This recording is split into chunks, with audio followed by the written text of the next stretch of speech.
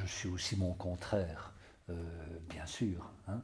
En l'occurrence, justement, notre richesse et la richesse du monde procède de notre complexité, du fait que nous avons à la fois la lumière et la nuit, le pire et le meilleur, le bien et le mal, le beau et le laid en nous.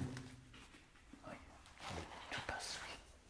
Nous sommes pendant la guerre, la Deuxième Guerre mondiale, 40-45, il faut le rappeler.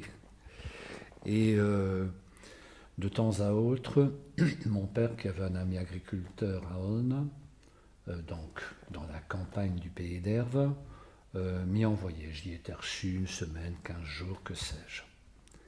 Et j'étais un enfant très renfermé, qui en fait se sentait surtout bien en rapport à la nature. Et dans cette ferme, qui était très conséquente pour l'époque, il y avait des vaches.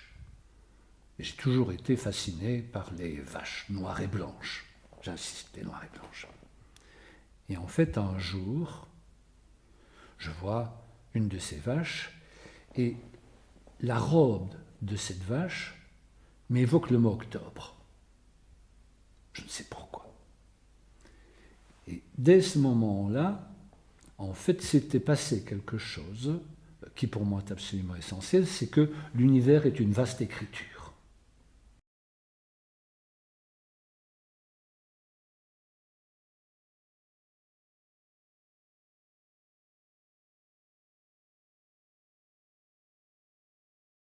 Toutes et tous, nous sommes tout l'univers.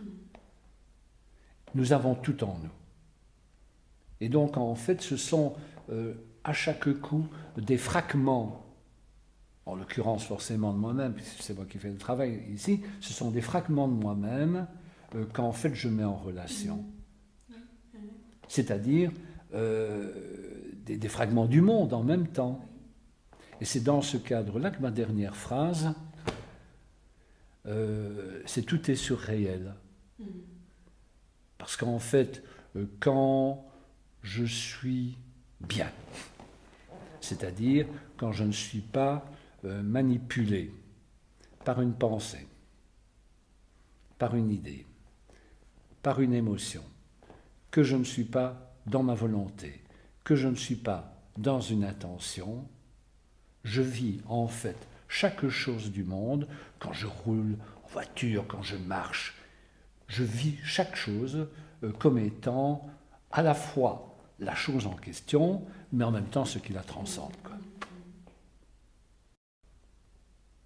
Donc il y a eu là véritablement le passage, oui, on pourrait dire quelque part d'une forme artistique évidemment, hein, d'une forme de codification bien précise qui correspondait très certainement en plus à un moment de l'histoire de l'art où en fait par le biais du pop art, du minimalisme, du cinétique, on n'avait plus le droit quelque part de corporaliser, on n'avait plus le droit d'émettre un sentiment quelconque, il faut être en distance.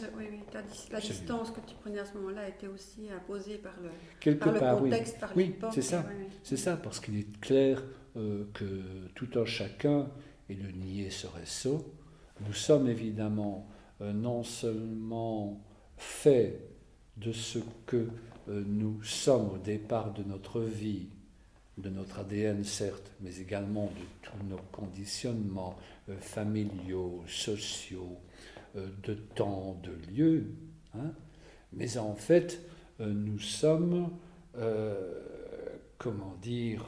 oui, conditionnés également par toute notre culture, notre information. Or, quand je réalise ces travaux, il lune, il soleil, etc., c'est à un moment où en fait on découvre internationalement surtout ce minimalisme où tout est en fait usiné. Alors, il y avait une nuance quand même, il y a une nuance importante pour moi. C'est qu'en fait, certes, je voulais que ce soit distancié, mais je ne voulais pas que ce soit usiné. Je voulais que ce soit fait à la main.